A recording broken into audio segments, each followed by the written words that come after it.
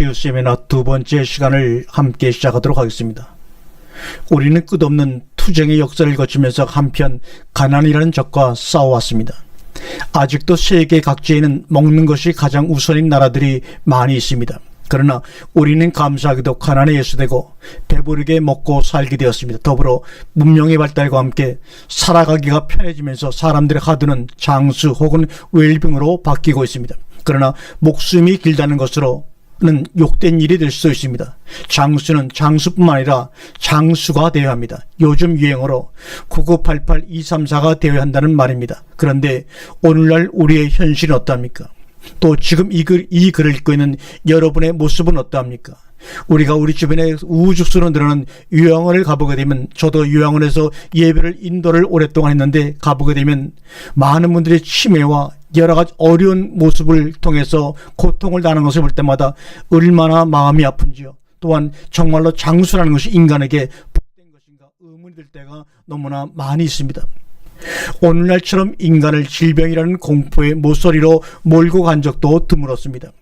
예전에는 찾아볼 수 없었던 희귀병들이 득실되고 지금 이 순간에도 이름조차 알 수 없는 무수히 많은 질병들이 속속 우리가 모르게 생겨나고 있습니다. 또 우리는 그 질병에 시달리며 싸우고 있습니다. 사람들이 병원에 가기를 꺼리기도 합니다. 그것은 병원에서 주는 약과 주사의 고통 때문에 하겠으나 그보다도 암이라는 진단 혹은 더 무서운 진단을 받을지 모른다는 보이지 않는 공포 때문입니다. 의학이 발달되기 이전이나 의학이 발달한 지금이나 인간의 죽어가는 질병의 경우는 보니까 비슷합니다.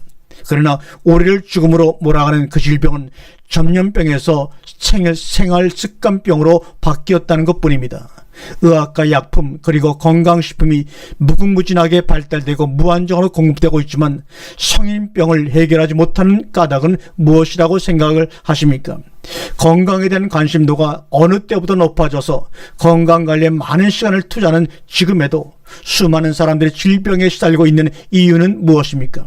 그것은 신비친 인체의 본질을 무시하고 물질의 논리를 앞세우고 있기 때문에 문제는 풀리지 않고 점점 미궁 속으로 빠져들어가고 있는 것입니다. 요즘 건강서적이나 건강 강의들은 음식과 약 먹는 등 인풋에만 집중하고 있습니다.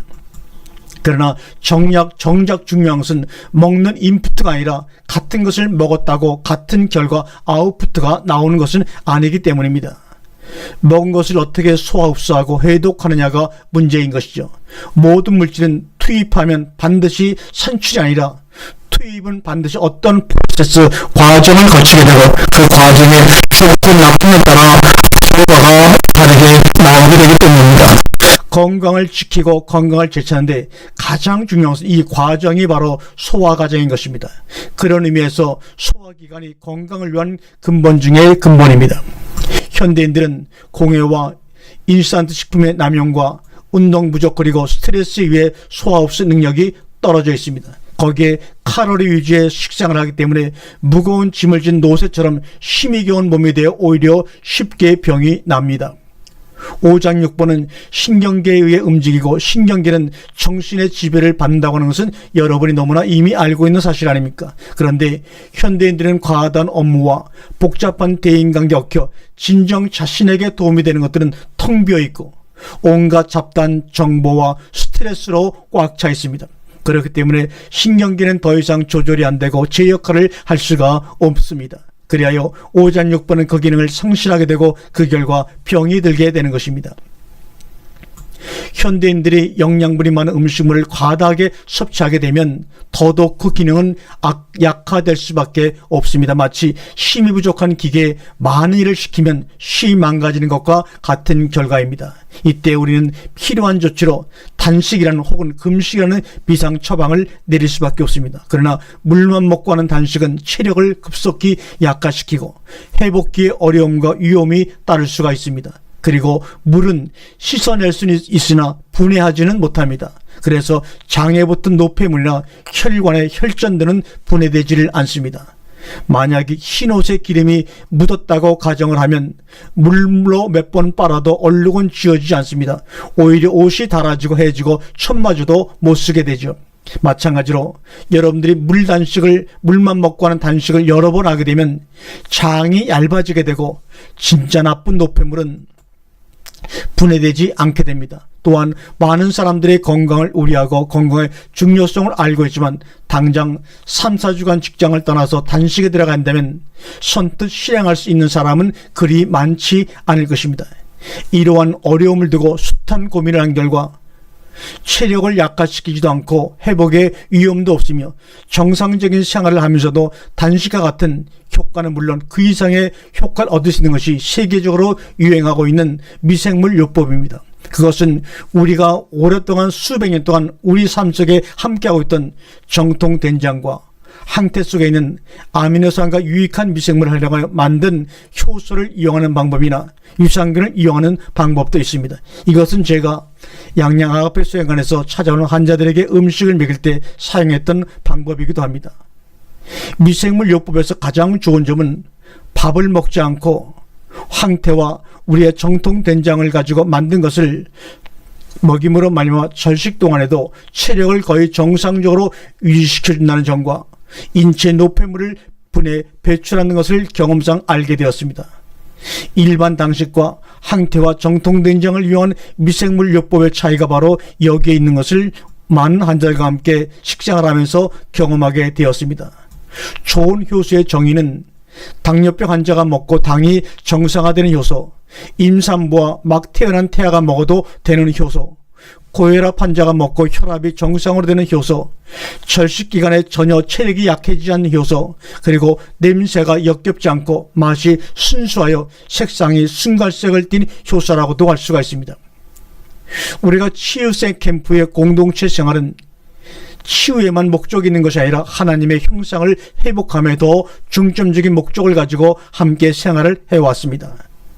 인간의 투쟁의 역사 속에서 자연과 인간은 어느덧 공존의 의미를 벗고 악연의 관계가 되었으며 인간들은 경쟁과 투쟁 속에서 자기의 것만 챙기다 보니 서로 간에 너무 높은 벽이 높아져 버리고 말았습니다. 인간이 서로를 인정하지 않는 사랑과 나눔이 부족한 삶을 살아가고 있는 현실 속에서 우리 다 같이 겸허한 마음으로 진리를 회복하면서 절제와 말씀의 훈련을 통해 하나님의 형상을 회복하여 아름다운 인생을 살아가자는 것이 바로 치유 세미나의 공동체 생활을 시작하게 된 근본적인 생각이며 목적이라고 할 수가 있습니다. 우리 인간성의 회복은 사랑과 나눔의 기본에서부터 시작이 됩니다. 서로가 존재의 의미를 부여하고 서로를 나눌 때만이 올바른 관계를 정립할 수가 있게 됩니다. 고립되어 있는 상태에서는 인체가 누구든지 병이 들게 마련입니다. 자연과의 관계에서 고립되고 인간과 인간과의 관계에서 서로 소외될 때 몸과 마음이 병이 되는 것입니다.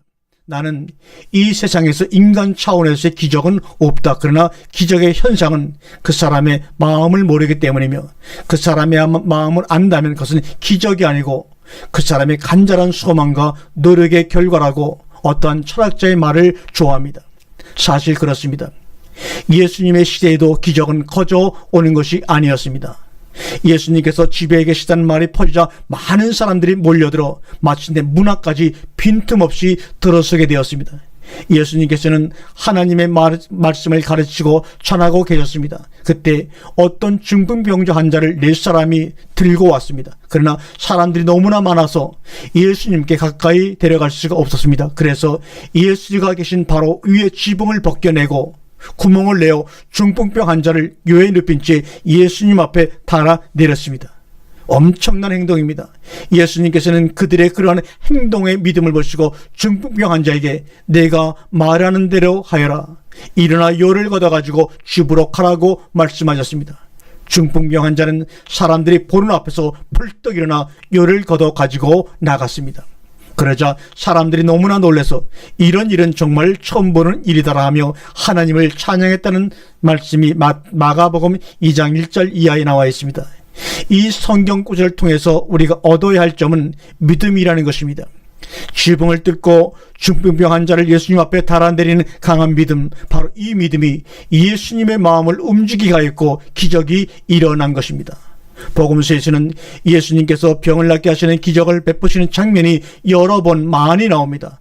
한결같이 공통된 점은 완전한 믿음이었습니다. 예수님의 옷에 손을 대기만 해도 병이 나으리라고 생각하며 손을 대자마자 출혈이 그치고 병이 나은 여자의 마가복음 5장의 이야기라든지 그저 한 말씀만 하십시오 그러면 제 종이 낫겠다고 했던 누가복음 7장 7절의 백부장의 믿음이라든지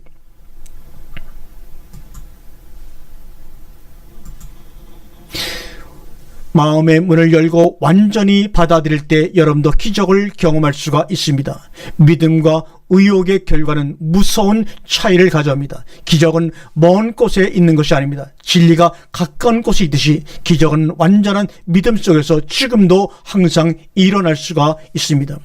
말씀을 드렸지만 육체는 마음의 그림자입니다. 마음의 상태가 형체로 나타나는 것이 육체의 상태입니다. 인간의 본성을 서로 고립되고 유대가 없는 것으로 잘못 생각하는 마음이 형태로 나타나서 질병의 육체가 되는 것입니다. 라는 말이 경우에 따라서는 조금은 기쁜 나쁘게 들릴 수도 있지만 이 말은 진리입니다. 내적 치유 없이 외적 치유가 없다는 말입니다. 병은 외형적으로 나타나지만 내적으로 존재한 것이 원인이 되어 결과로 나타나게 된 것입니다. 병에도 인과의 법칙이 있습니다. 병은 결과인 과일뿐이고 원인인 인이 이미 있었기 때문에 병이라는 결과의 과가 나타난 것입니다. 이는 단적으로 말하면 우리의 잘못된 삶이 원인이 되어 생겨난 결과가 병이라는 것입니다. 다음번에는 세 번째 시간이 되어서 계속해서 여러분의 삶 가운데 치유의 경험이 일어나기를 간절히 원합니다. 아멘.